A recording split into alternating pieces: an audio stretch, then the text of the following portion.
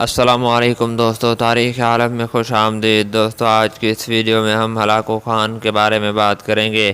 Hulagu Khan کے بارے میں بات کرنے سے پہلے آپ لوگوں سے درخواست ہے کہ اگر ابھی تک آپ نے ہمارا یوٹیوب چینل تاریخ عالم سبسکرائب نہیں کیا تو سبسکرائب کر لیں اور بیل آئیکن پریس کرنے کے بعد آل پہ ضرور کلک کریں۔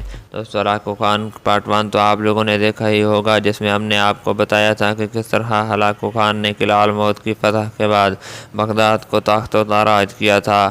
تو آج کے اس ویڈیو میں ہم یہ جانیں گے کہ کس طرح ہلاکو خان ایک فتح مند شخص سے شکست خوردہ انسان بنا۔ تو آج کی اس ویڈیو میں ہم بغداد کی فتح کے بعد کے حالات جاننے کی کوشش کریں گے۔ بغداد کی فتح کے بعد شام، ترکی اور دوسرے علاقوں کے سردار اور بادشاہ ہلاکو خان کے دربار میں پیش ہونے لگے۔ وہ تحفے پیش کرتے اور اس کی اطاعت کا اعلان کرتے تھے۔ یہ اب باقاعدہ ہلاکو خان کی چاپلوسی کرنے لگے تھے۔ ان پر سلجوقی سلطنت کا بادشاہ یعنی سلطان قیقوس ثانی سب پر بازی لے گیا اور وہ ہلاکو خان کے دربار میں پیش ہوا اور اسے جرابوں کا ایک جوڑا پیش کیا جس پر اس کی اپنی تصویر بنی ہوئی تھی۔ اس کے بعد اس نے اپنا سر ہلاکو خان کے سامنے جھکا دیا اور کہنے لگا کہ حضور، آپ اپنا پاؤں اس غلام کے سر پر رکھ دیجئے۔ اس چاپلوسی کا مظاہرہ کرنے میں موصل کا گورنر بدر الدین بھی پیش تھا۔ وہ ایک 90 سال کا عمر رسیدہ بوڑھا تھا۔ جب ہلاکو خان کے حاضری کے لیے جانے سے پہلے اس کے درباریوں نے اسے روکا تو اس نے کہا کہ فکر نہ کرو، اگر ہلاکو خان نے کچھ کرنے کی کوشش کی تو میں اسے کانوں سے پکڑ لوں گا۔ بدر الدین جب منگول دربار میں پہنچا تو اس کے بعد بہت سے تحفے تھے۔ ان میں بالیاں بھی تھیں جو ہلاکو خان نے قبول کر لیں۔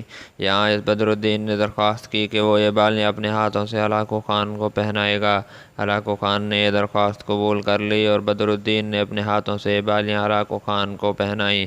اس طرح اس نے ہلاکو خان کے کانوں کو پکڑ ہی لیا تھا۔ اس کے علاوہ بھی بہت سارے حکمران ہلاکو خان کے دربار میں آئے لیکن شام کے ایوبی خاندان کے حکمران اور مصر کے مملوکوں نے ہلاکو خان کی اطاعت قبول نہ کی۔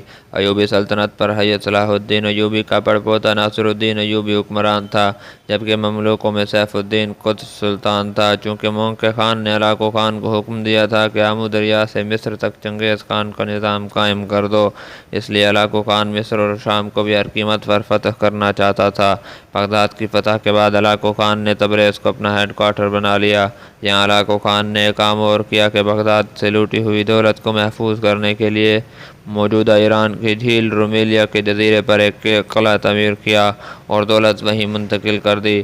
اب ہلاکو خان نے تبریز میں مصر اور شام کے خلاف جنگ کی تیاریوں میں مصروف ہو گیا تھا۔ اس نے 1,20,000 کا لشکر تیار کیا اور 1259 کے آخر میں ہلاکو خان تبریز سے نکل کھڑا ہوا اور شام کی طرف بڑھا۔ ہلاکو خان چاہتا تھا کہ شام میں داخل ہونے سے پہلے اس کا خوف وہاں پہنچ جائے تاکہ کوئی بھی بندہ اس کے مقابلے کی ہمت نہ کر سکے۔ ترکی کی جھیل لیکوان کے قریب ایک قلعے میں ایوبی خاندان کا شخص القامی حکمران تھا۔ اس نے ہلاکو خان کا مقابلہ کیا اور ہار گیا۔ منگولوں نے گورنر کو قید کر لیا اور اسے مجبور کیا کہ وہ جسم کے حصے کاٹ کاٹ کر خود کھائے۔ اس غیر انسانی سلوک نے ہلاکو خان کی دہشت سارے شام میں پھیلا دی۔ جنوری 1260 میں ہلاکو خان ایوبی سلطنت کے دارالحکومت حلب میں پہنچ گیا۔ ایوبی حکمران ہلاکو خان سے اتنا خوفزدہ تھا کہ پہلے حلب چھوڑ کر دمشق چلا گیا۔ اس کے بعد دمشق میں لاکھوں فوج جمع کی لیکن جنگ کی ہمت نہ کر سکا۔ اب اس کے پاس جو بہادر کمانڈر تھے اور لڑنا چاہتے تھے وہ اس کی بے ہمتی دیکھ کر اس کا ساتھ چھوڑ کر مملوکوں کے پاس چلے گئے۔ ان میں رکن الدین بیبرس بھی تھا۔ ہلاکو خان نے خالی حلب پر ایک ہفتہ میں ہی قبضہ کر لیا اور شہر کے مسلمانوں کو خوب قتل کیا۔ اس کے علاوہ عیسائیوں نے شہر کی جامع مسجد کو بھی شہید کر دیا اور اس قتل عام میں لاکھوں مسلمان قتل ہو گئے۔ اس کے بعد وہ دمشق کی طرف بڑھا تو ناصر الدین بھاگ کر کہیں چھپ گیا اور دمشق پر بھی ہلاکو خان کا قبضہ ہو گیا۔ اس کے بعد منگول فوج آگے بڑھتی گئی اور غزہ تک پہنچ گئی لیکن منگول فوج بیت المقدس میں داخل نہ ہوئی۔ ہلاکو خان کی زبردست پیش قدمی سے یہ لگ رہا تھا کہ منگول جلد ہی مصر پہنچ جائیں گے، لیکن یہاں ایک بری خبر آ گئی۔ خبر یہ تھی کہ ہلاکو خان کا بڑا بھائی قبلائی خان جو منگولوں کا خاقان تھا مر چکا تھا اور جانشینی کے لیے ہلاکو خان کے بھائیوں قبلائی خان اور اریک بوگ کے درمیان جنگ شروع ہو گئی تھی۔ یہ خبر ہلاکو خان کے لیے پریشان کن تھی۔ اس نے مصر پر حملے کا ارادہ روک دیا اور اس نے 20,000 فوج اپنے بہترین کمانڈر کے پاس چھوڑ کر خود تبریز روانہ ہو گیا۔ وہ دونوں بھائیوں کی لڑائی میں قبلائی خان کا حمایتی تھا۔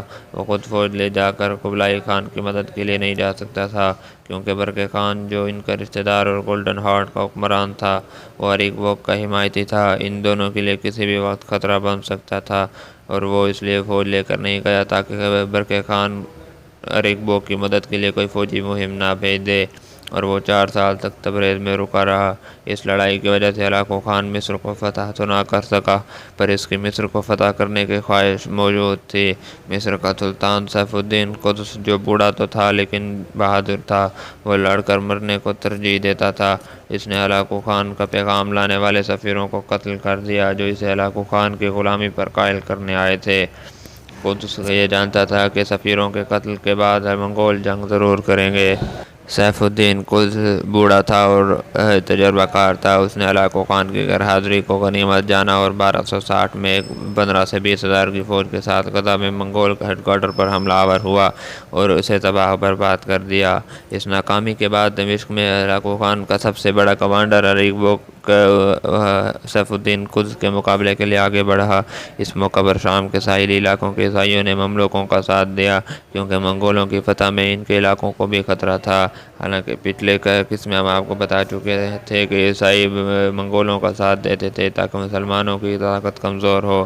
مملوک اور منگول فوج عین جالوت کے مقام پر آمنے سامنے آئی۔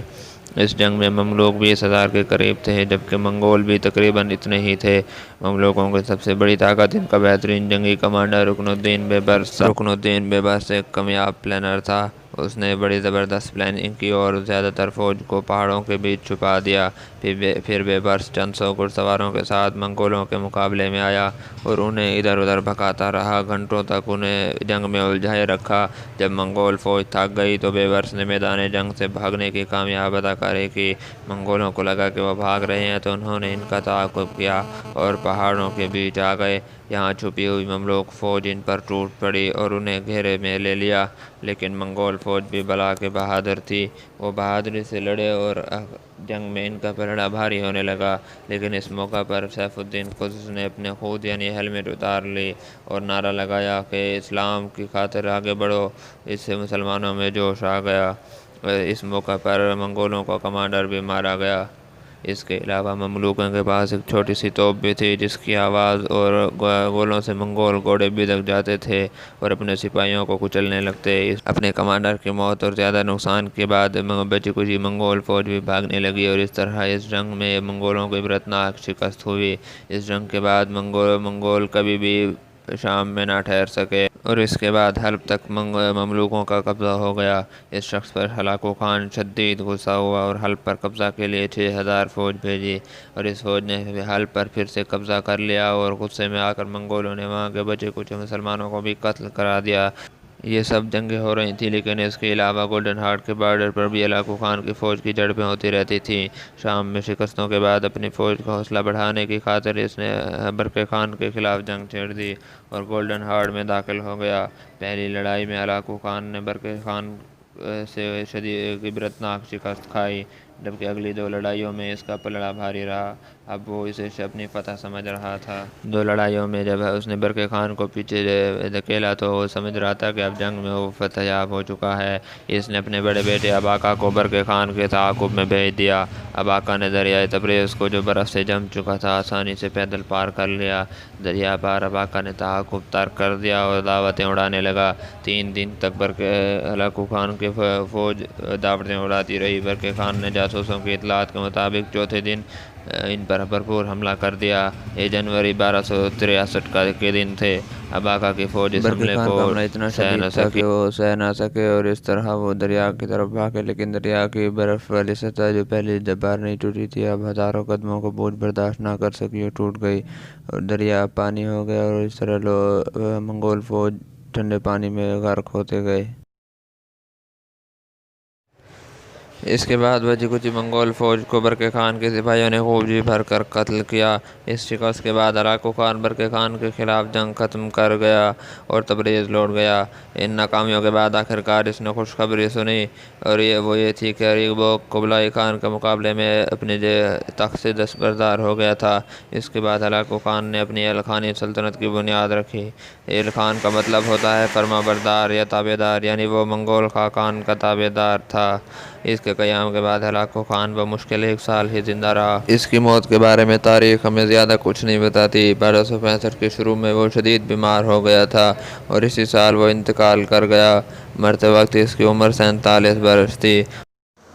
اسے ایران کی جھیل میں واقع اس جزیرے پر اس کے قلعے میں دفن کیا گیا جہاں اس نے بغداد کی دولت چھپائی تھی، اور اسے دفن کرتے وقت اس کے ساتھ 40 زندہ لڑکیاں اور بہت سارا خزانہ بھی اس کی قبر میں دفن کیا گیا، لیکن آج تک اس کی قبر کا کوئی پتہ نہ چل سکا۔ اس کا قبر کا نام و نشان باقی نہیں ہے۔